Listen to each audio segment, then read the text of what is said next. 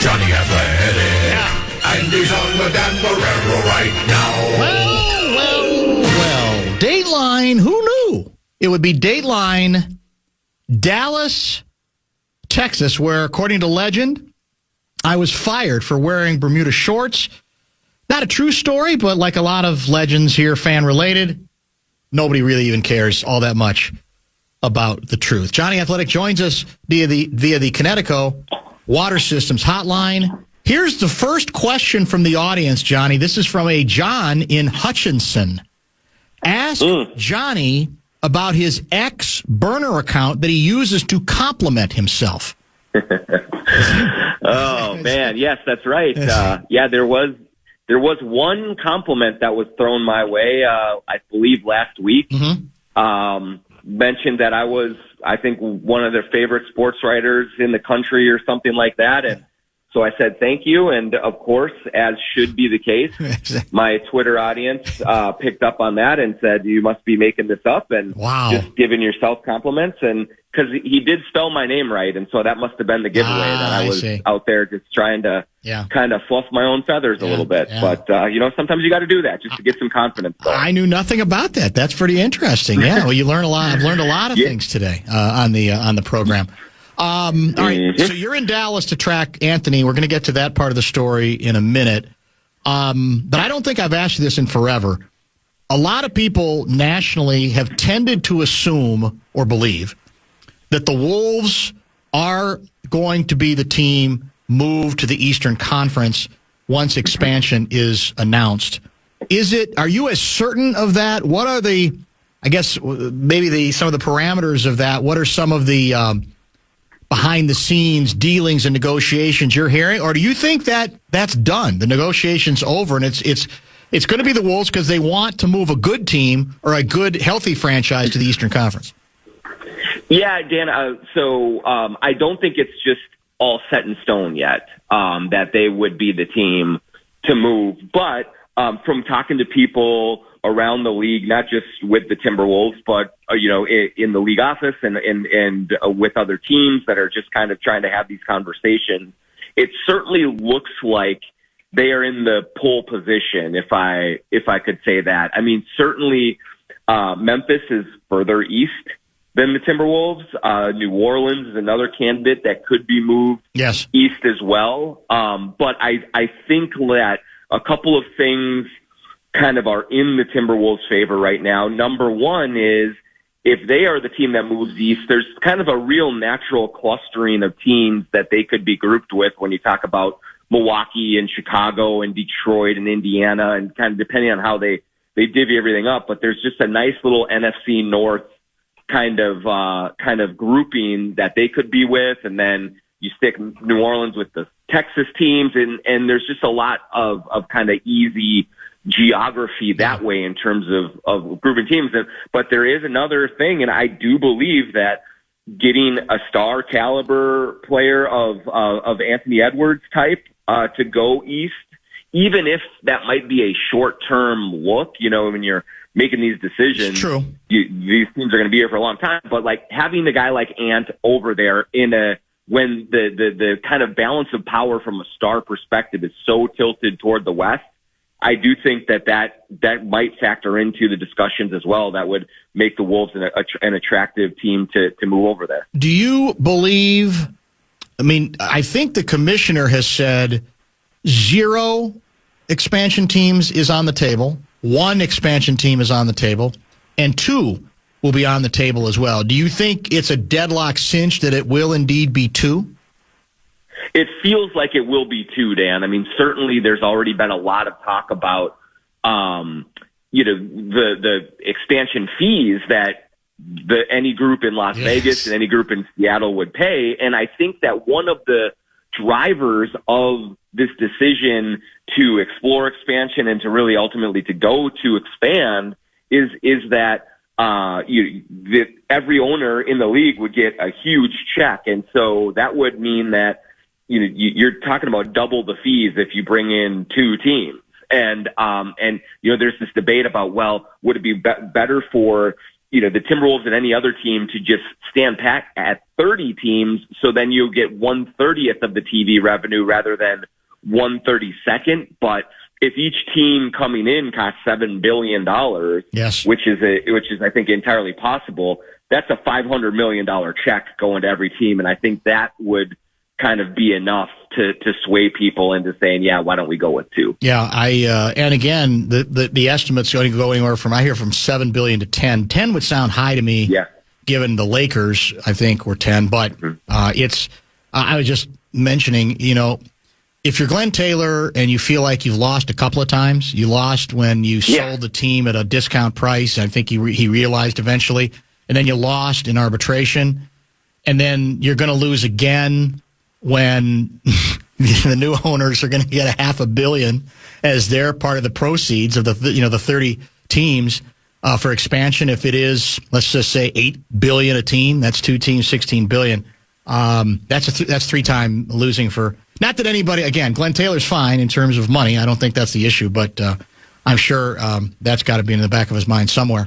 All right, you decided to track the Wolves to Dallas and Anthony Edwards and his return. So I know you got a lot of flexibility. You're Jonny Athletic, and you plan for these sorts of contingencies, and this is the stretch run, and then there are the playoffs. This is where you make your money. But is there a particular reason why you thought it was so important to be there on the scene for the Edwards return? Yeah, I just think, first of all, I initially did not plan on coming down here for this one, but once on Saturday, I started to get real strong indications that Anthony was going to be back. I think that, the bosses at the New York Times also thought that it'd be good to have boots on the ground here in Dallas, but it's just going to be, this is just an enormously important thing to track as closely as we can right now, Dan, because you want to see how Anthony Edwards comes back, how the knee looks, how the team is reacting to his return. And of course, a lot of that we can see watching from TV, and I would have made do had I stayed at home. But there's just nothing, there's no substitute for being up close in the locker room, being able to talk to coaches and players, being able to ask whatever questions I need asked and all of those things. And we're talking about if he comes back and he looks fresh and he looks spry and all of the things that he can be, not right away maybe, but as he kind of comes into this, they all of a sudden become a team that you really worry about in the playoffs. If that knee is not working, or if the team kind of struggles to acclimate around Anthony Edwards again, that makes them a lot more vulnerable in the playoffs. And so this was just to be there for the first time he gets back and to just really track kind of how that process is going to look. I think it was too important not to be here. No question about that. So the question now we've got, I think, is it 8 games left? 6? 8 games left on the road, if I'm not mistaken. Mm-hmm. I'm trying to track the standings, and I'm getting the feel that we've kind of boxed ourselves in to 5 or 6, because I think now Denver, they've won 6 straight, despite some of their struggles. They've won 6 in a row. And now they're effectively 3 games ahead of us, right? Because they're 2 technically, but they have the tiebreaker on us. So it looks to me like we're not going to move up. The question is, whether we stay the same or move down. Do you get a sense on how the coaching staff, how the GM, how they feel about this last stretch of games, how critical they think they are? Yeah, I mean, I think that, Dan, the impression that I get is that the team is less sort of concerned about their specific seeding. Are they 4, 5, 6, whatever it is? Now, of course, they don't want to be 7. They want to stay in that top 6 and be just in the playoffs and avoid the play-in. But they're less concerned about where they are in that top 6 than really how they're playing going into the playoffs. Because this team, right or wrong, has kind of carried itself for most of the season as if, the regular season is cool and everything, but we're really going to turn it on once the playoffs start. And I do believe that they are, from 1 through 9 or so, individually as talented as almost any team in the league. So theoretically, Like, they can absolutely click in together and you beat anyone in the first round and try to kind of move forward in this. But they do need to put their parts together and play kind of much better defense now that Anthony Edwards is back, and then smooth out a lot of their half-court offensive issues and try and get those things locked in before the first round of the playoffs begin. And so I think you're going to see a lot of that focus is just on how they are playing and how they are executing, and less concern about can we get to 4 or 5 or whatever it is. Yeah, that makes sense. And part of that, as we've talked about, is the challenge once as Edwards gets reacclimated, still making sure that the good stuff that you've been getting, many games at least, out of Bones and out of DeSumo when he's been available, don't get lost, right? So is there a method by which, because the ball's in Edwards' hands a lot, and that's not unusual. It's not even meant as an indictment, but is there a way, I guess, does it have to do mainly with combinations and guys coming off the bench and who you're using? But to me, if this team's going to go any place this year, they got to try to find a way to bottle that, even with Edwards back. Yeah, I agree with you, Dan, because I do think that they have to be able to play offensively two ways when the playoffs begin. And one way, which they are fairly good at, is playing in the half court with Anthony Edwards, with getting his own shot, getting rolling that way.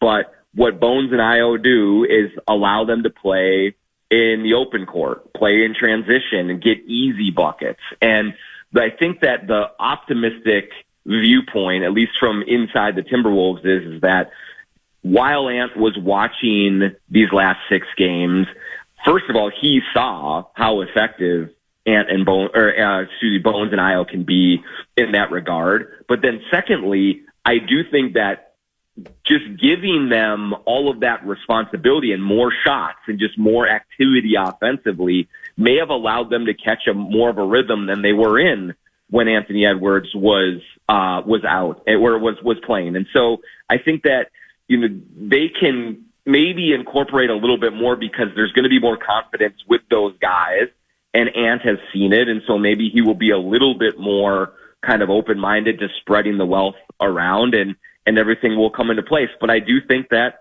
there's going to be some reacclimation to that. They're going to have to figure some of that out, because we can also say, Dan, that, it looked good at times with Io and Bones, but the hard numbers, the Wolves were number 1 in defense when Ant was out. Yeah. But they were 28th in offense. So they have a lot to work on as he gets back, and he's gonna help them a lot offensively. It's just a matter of kind of making all of the pieces mesh together a little bit better.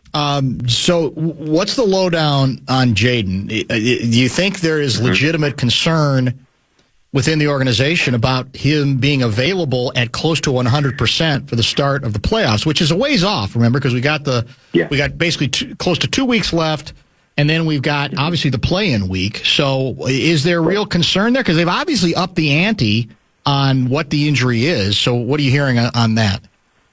Yeah, I spoke to a few people around kind of the organization around Jaden this afternoon to get a handle on it, and everything that I'm told is that they are not concerned about Jaden being ready for the playoffs, that he will, be back and be in good shape by the time the playoffs begin. But the bone bruise, when you have a bone bruise on your knee like that, it is a painful injury. And so I do think that there was a sense that he needs some time to just rest it and rehab it. Does not need any surgery or anything like that, but it's painful enough that it's going to be limiting him for a little bit. And they wanted to take some of the pressure off of him by giving it a week-to-week kind of diagnosis as is right now. That means definitely not playing on this road trip. Just kind of sit back, get your rehab. But if all goes according to plan and if things go well, I would not be surprised to see him back before the end of the regular season. Give him a few games to tune up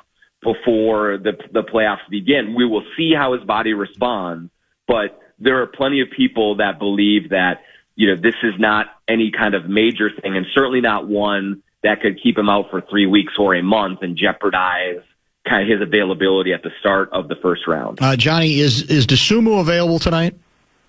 He is available tonight, so that's a big, when you lose Jaden and all the defense that he provides, and sneakily all of the offense that he provides as well.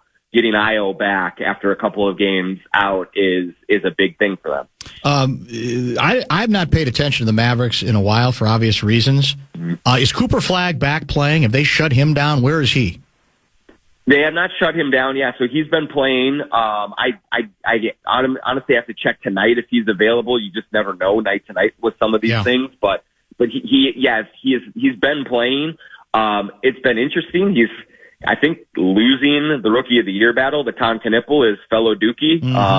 That seems to be kind of an open and shut case now, given all the success that Charlotte has had. But Cooper's been great when he's been healthy and playing, but it's been a little more sporadic of late. But I think he's going to be in the lineup tonight, which would be nice because that would be the first time that I've seen him play against the Wolves. So it'd be a fun thing to watch. Yeah, Gaardsy just checked. He does not see him. I don't think he's listed on the injury report, so perhaps that means he will be available this evening in Dallas, where you are. Jonny Athletic is filing a live report from Dallas, Texas, where the Wolves will be back in action against the Mavericks. Is that a KFAN game, Gaardsy?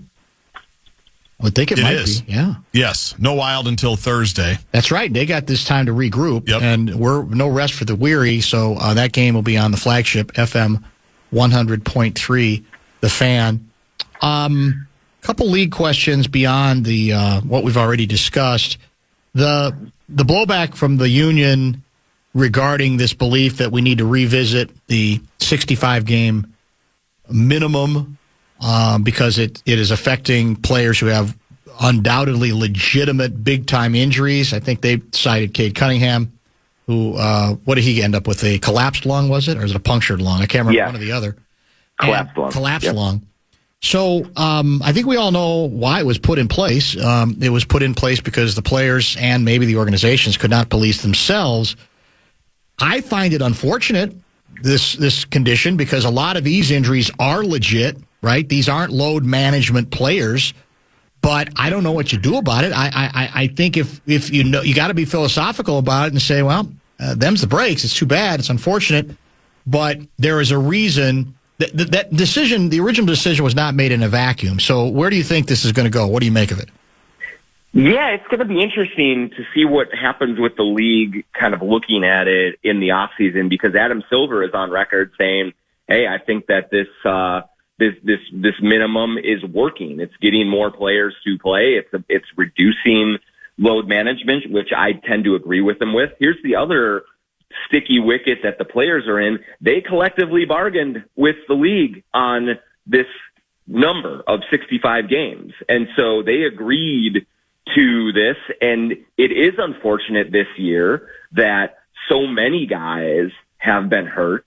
And so maybe there's a compromise and you reduce it to 62 games or something like that. And so that's a round 20 that a player could miss and still be eligible. But I hope that they actually don't go down much further, Dan, because I do think as well that it is something that this league needs to contend with. Yeah. They have to have players playing, especially their star players playing.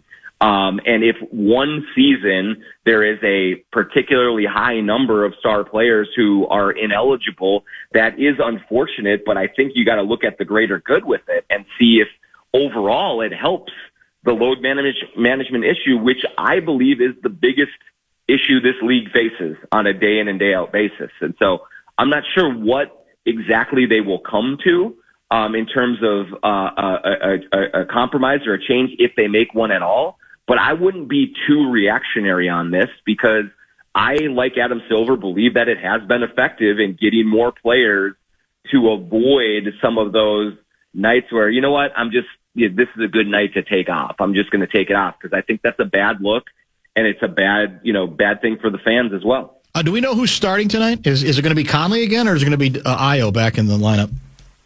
I would assume it's going to be Io back, because he was starting before. Yeah. Mike Conley, it will be interesting to see how he's doing, because he played big minutes 2 games in a row, and I don't think I know his body was feeling it as well, is all I would say. So exactly what kind of availability he has for tonight, we will see. But it just makes a whole lot of sense for Ayo Dosunmu to be back in that starting lineup and trying to, again, build some more chemistry with Ant. He also, when you lose Jaden's defense, Ayo is not Jaden defensively, but he's at least bigger and stronger than Mike Conley is to give them another defensive presence in that starting lineup. Does the organization share the viewpoint that you confirmed in one of your weekend pieces and that Gaardsy and I have talked about here on this show for a while, that it's difficult to have all that much sympathy for the Wolves' late woes with injuries, given how healthy compared to many of their Western Conference rivals they have been through much of this season, and that they didn't take full advantage of that health? Does the organization, are they brutally honest enough with itself as an organization to say, we can use that as an excuse now because they are piling up a little bit, but, look around the conference. Denver, for example, they've been dealing with it the entire season, and here they are still ahead of us in the standings. Yeah, absolutely. I think one thing, if there is something admirable about the leadership of this organization, both coaching staff, front office, and I think even with the players as well, there is certainly a recognition across the organization that they have left meat on the bone with the way that they approached or played in that first 2.5 months of this season. That's why, we talked to Chris Finch before last game when they were missing 3 starters against Detroit, and he just said, yeah, look, that, everyone's dealing with it. And I was talking to another person in the organization today who basically said, literally all we needed to do was win 2 or 3 of those games that we never should have dumped, and we would have been in perfect position. So there is definitely no woe is us within the organization right now. I think there's more lamenting that this is a team that just never really dug in for the first 2-3 months of the regular season, and now they're kind of reaping what they sow. I think we'll wrap up with what appears to me to be one of Kevin Fallness's burner texts. I'll just read it. So the commissioner likes the 65-game rule because that means the players will play. What does that say about the league? Imagine this thought process in the NHL. I'm not a big hockey fan. He's not fooling us. We know that's Fallness. Yeah, But if the players can play, they play. Floor is yours, Mr. Basketball. Yeah, I think that what I would say is that everyone in a position of power, many people in a position of power in basketball understand that this is an issue that they're facing. They're not running and hiding from it, and that's why we have the 65-game rule. And I do think that there has been an influx of kind of analytically driven quant folks who are in front offices running teams now, and they have just said that, no, you have to be, if you're a smart team, if you only play your players this many games or this many minutes, and that's what forward-thinking, quote-unquote, teams do. And I do think that that viewpoint, while maybe scientifically accurate, is absolutely detrimental to the product on the floor. You want to talk hockey? It's not the same. Like the physical toll on an NBA player's body for running, jumping, cutting, moving, in the way that this game is played, over 48 minutes, and the way that this game has evolved is so much more taxing on a body than an NHL player skating around. Now, of course, NHL players get hit. Yes, they deal with injuries that way, and they're very tough guys. I would never dispute that, but there is certainly much evidence that the wear and tear on an NBA player's body is greater than it's ever been, and I think that people are trying to account for that, but in the end, they got to play. Like it is the worst part about the league that I love the most, and there's just too many people that look at just the bottom line and don't think about kind of the many, many, many fans who get so upset when they show up to a game and then see an hour beforehand that star X is not playing. It's a bad look for the league. There's no doubt about it. Johnny, I hope you enjoy my former Bermuda shorts laden town, for the greater Dallas-Fort Worth Metroplex tonight.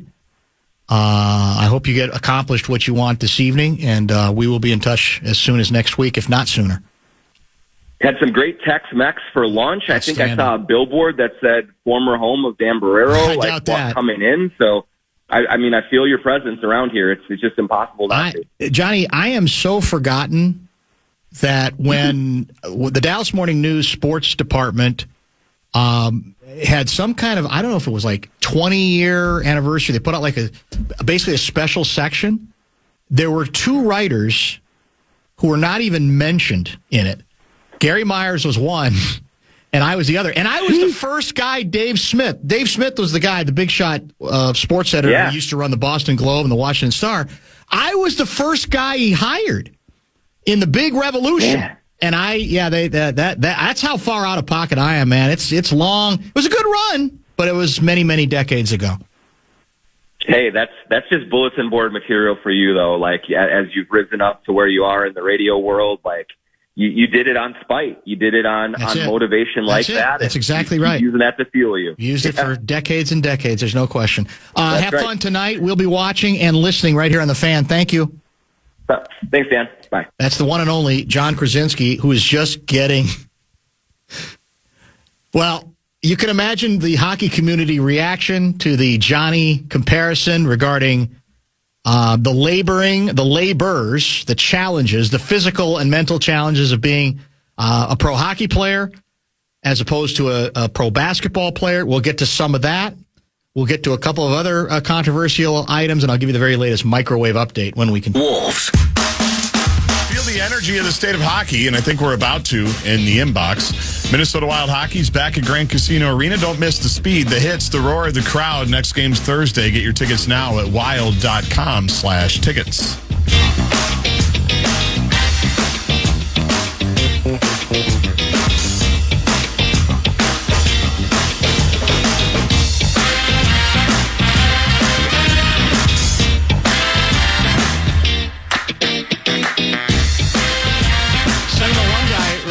Why do we have the nerd from Polar Express on comparing the toughness of hockey players? Wow. And basketball players. That's a very specific description. It really is. Which nerd? It would be interesting to see where Jonny Athletic's info about the wear and tear on NBA players' bodies being greater than the wear and tear on NHL players' bodies comes from. Both are brutal. Is he just using basketball-centric anecdotal evidence? That's Chuck from next to Hazelden.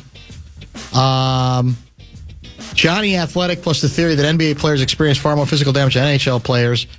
1, 2, 3, 4 laugh emojis. But you know what? Gaardsy's Conscience, that's another one of Ballness's burner accounts, writes, PST basketball is more taxing on a body than hockey. Preposterous and laughable. 612 guy writes, remember, NBA players do play shifts longer than 2 minutes at a time. 651 guy, yeah, I'm sure the NBA players use a lot more energy flopping on the floor every 30 seconds, along with their 80 timeouts that they get during every game. You can sort of see where this is going. We really are the state of hockey, I guess. Yes, that's it.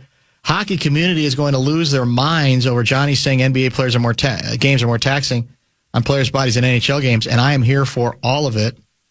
Ask Erickson Eck, nominating Jonny Athletic for PST. NBA is more physically demanding than NHL. Johnny, you're entering the shadow realm. 612 guy, oh my God, basketball more taxing? 651, PST 2027 is a done deal. That was the worst take I've ever heard. Dan, the NBA is, that might be obscene, so I'm not going to read it. Bad take by Johnny. And then the guy who really wasn't Fallness, the earlier Fallness burner account says, not Fallness, thank God. Apparently taking a shot at Fallness as well. Do you want to wade into the middle of that one? Because I think this, for me, falls under the classification of apples and oranges a little bit. It's completely different games. It's utterly different games.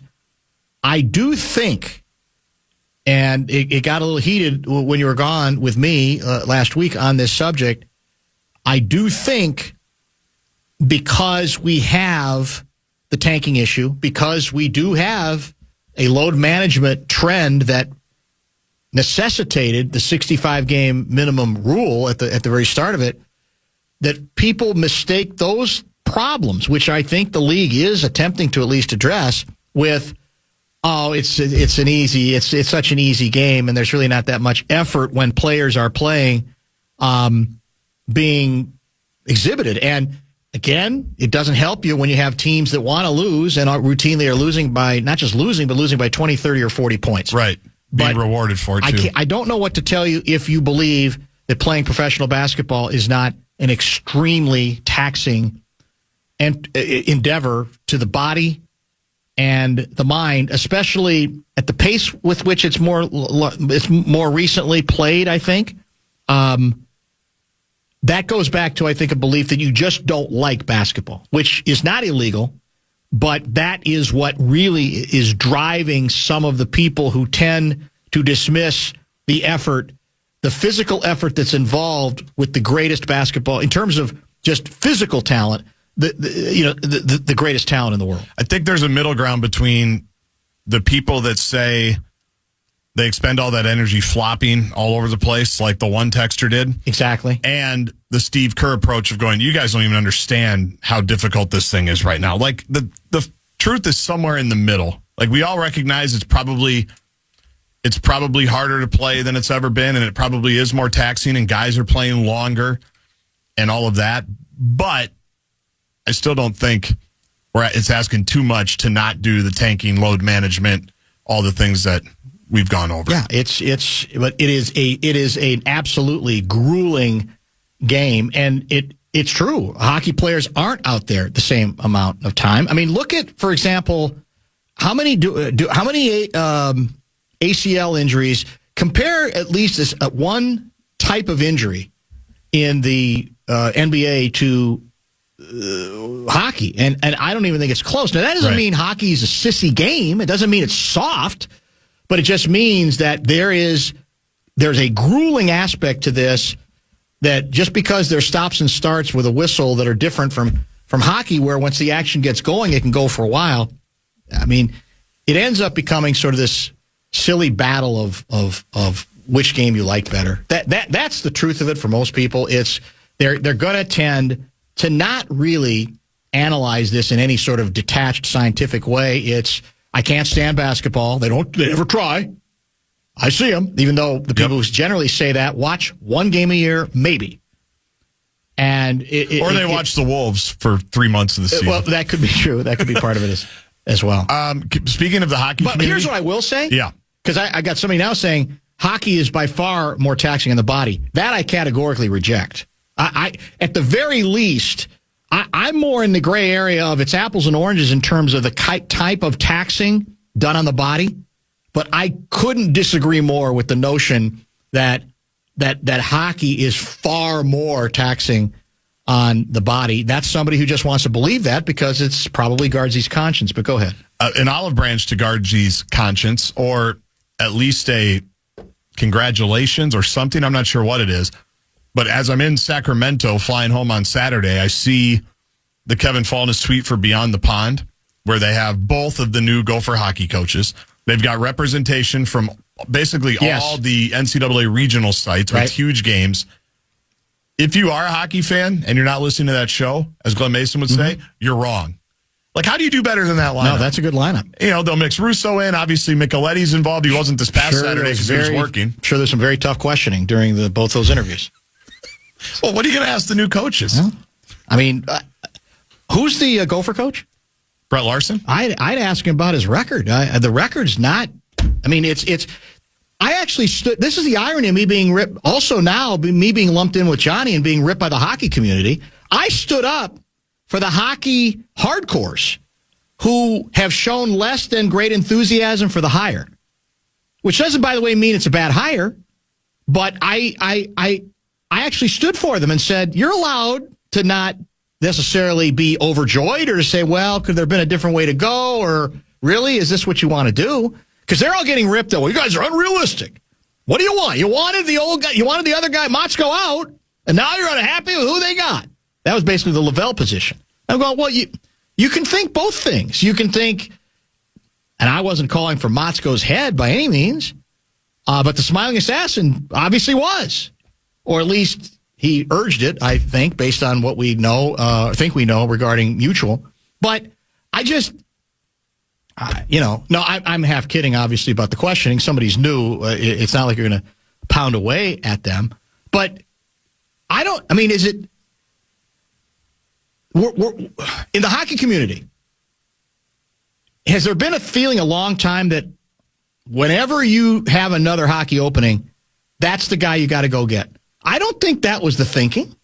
That doesn't mean, again, he can't be a great, and Louis is going to be mad at me because apparently he was on the committee recommending it. I think Micheletti loves him. Yeah. And look, they know, obviously, exponentially more about hockey than I do, but, that's also a little country clubbish. And so, if you go all the way back to his head coaching record from the beginning in a couple different leagues, it's not been, his best stretch was when he was using Motzko, the players Motzko had left behind. Now, you could say, well, that's another reason why you shouldn't have moved on Motzko in the first place here. That's a different discussion. I'm behind schedule, though. Let's get a pause in now. We'll get to a couple of other texts that have come in regarding the hockey versus basketball discussion. Can't they, I know this isn't probably controversial enough. Can't they both be incredibly grueling forms of athletic competition on people's bodies and minds? Appreciate them both. I just don't. To me, it's just different kinds of different types of grueling for sure. All right, 64686 Bradshaw and Bryant KFAN text line. Don't forget, we've got Alec Lewis from the NFL owners meetings at 5:30. We'll come back with a little bit of breaking Vikings news on that front as well. Stay tuned. Wow. Every game, every moment, KFAN brings you the men's college basketball tournament driven by Dave Smith Motors. You can tune in Saturday on the free iHeartRadio app to catch the insanity from the greatest host city in the world, Indianapolis. Do you know what's really more grueling than either being a hockey player or a basketball player? Doing a show without coffee? Try standing. By the way, the other microwave worked absolutely fine with the coffee. No difficulty. I just punched the buttons in, and there it was. By the way, for the record, tonight, at the end of the show, we're going the distance, 6:30? Yes. The end of the show tonight, I will complete the cleanup that I started yesterday and stopped. And let's put it this way, if the microwave is messed up again yesterday by the time I come in, mark my words, that will be part of a conspiracy to smear me. It will be clean, spick and span. It will look better than ever after the show. That's my guarantee. It's just not a lot of time during breaks to do it as thoroughly as I want to. No, and you got a show to do. And I do have a show to do. But you know what's more grueling than either? What's that? Try standing in center field for 9 innings. Oh. Devastating. Especially if you're playing against the Twins and there's not a lot of action. Wow. We're down 2-1 in looks like the bottom of 7. Bottom 7, in Kansas City. Second after having series. lost the rubber game of the series yesterday to Baltimore. Home opener's Thursday, correct? Yes. Tsunami Day. We're supposed to get measurable snow on Thursday. We just don't know how much yet. Why not? And I hate going down this road because I got into it late last week and it was just a series of meltdowns. People find the viral video of a basketball player not trying in a given situation, and they use that to say, well, nobody tries in basketball. Home opener Friday, by the way. Was it Friday? It I'm didn't sorry. sound right. I double-checked. I thought it was Thursday. Oh, it's Friday? We've got my bad. An off day tomorrow, then 2 more in Kansas City, Good then catch. Tampa Bay. But go ahead. The Friday. viral video, yep. So, there. By the way, to the microwave tease, there's nothing new. I've already spent as much time on it as I really intended. There is no update. There's nothing controversial. Tune in tomorrow at noon. There's no subterfuge. You'll get 3 more hours of it tomorrow at 12. Exactly right. The number of baseball players, hitters, who loaf or semi-loaf coming out of the batter's box to first base, why is there not more discussion about that? You know why there isn't? Because, well, there's a couple reasons. One, I'm not going to get into because it became controversial last week. But the other one I will give. Because to a certain extent, baseball has conceded. Many baseball organizations have conceded on that subject. They've just sort of given it up.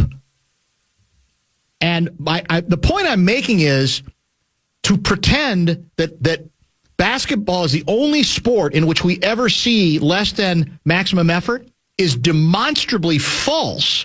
The people who don't like basketball concentrate on it.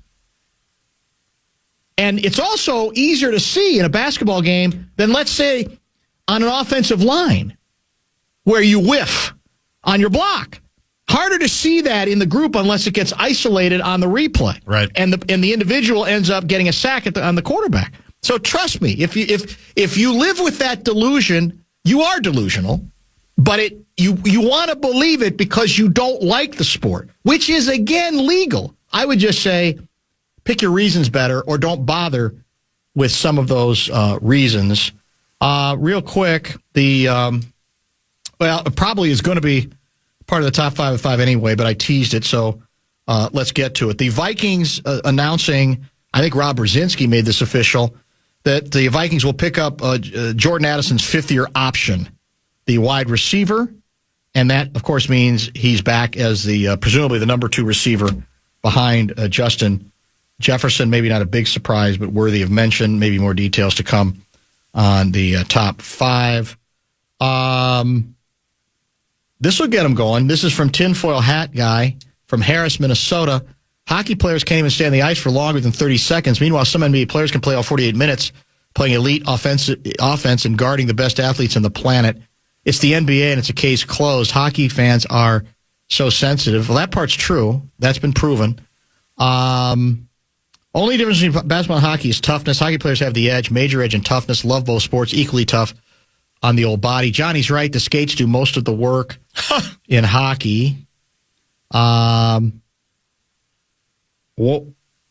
undisputed fact is that hockey is much harder on teeth than basketball. In the immortal words of co-pilot Roger Murdoch, you tell Fallness to try dragging Walton and Lanier up and down the court for 48 minutes. That's a great callback to Kareem Abdul-Jabbar in the motion picture Airplane.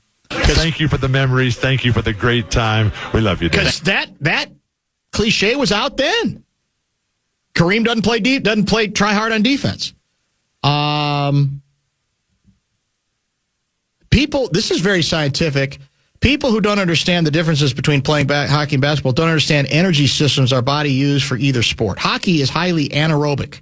You can only sustain 30 to 60 seconds of sustained effort due to the use of the glycolic energy system. Is that the right term? Wow. I've never heard that. Plus, you're on an unstable surface, ice, and balancing on a 1/8 inch of steel. Basketball is more aerobic and played on a stable surface. Nodak Hockey Guy writes, Dan, I will absolutely agree that basketball is more taxing, and I am a hockey guy. There's a reason some people play hockey recreationally into old age, but hardly anyone does in basketball. It's the running and jumping on hardwood, not the actual physicality. So the debate goes on and on and on. I mentioned Alec Lewis in about a half hour. Very latest Vikings intel and steam from the owners' meetings in Phoenix, Arizona.